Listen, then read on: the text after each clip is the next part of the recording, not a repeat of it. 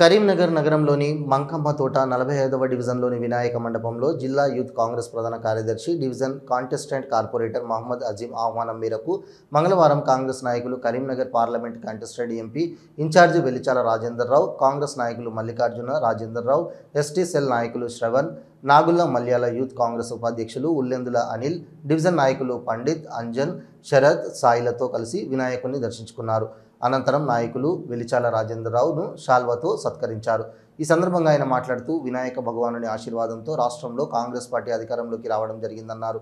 ఇలాగే రాబోయే స్థానిక సంస్థల ఎన్నికల్లో ప్రజలు భారీ మెజారిటీతో కాంగ్రెస్ పార్టీని గెలిపించాలని కోరుకుంటున్నానన్నారు.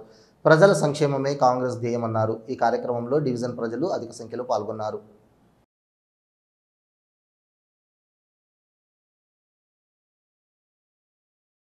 కార్యక్రమానికి ముఖ్య అతిథిగా విచ్చేసినటువంటి వెలిచాల రాజేంద్రరావు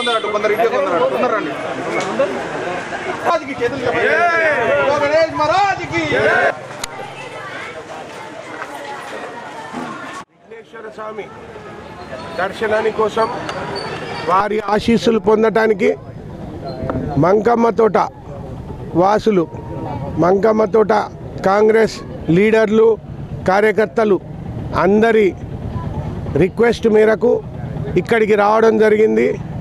విఘ్నేశ్వర స్వామిని నిండు మనసుతో పూజించి మంకమ్మ తోట వాసులు, కరీంనగర్ ప్రజలను వారు కూడా నిండుగా దీవించాలని కోరుకోవడం జరిగింది.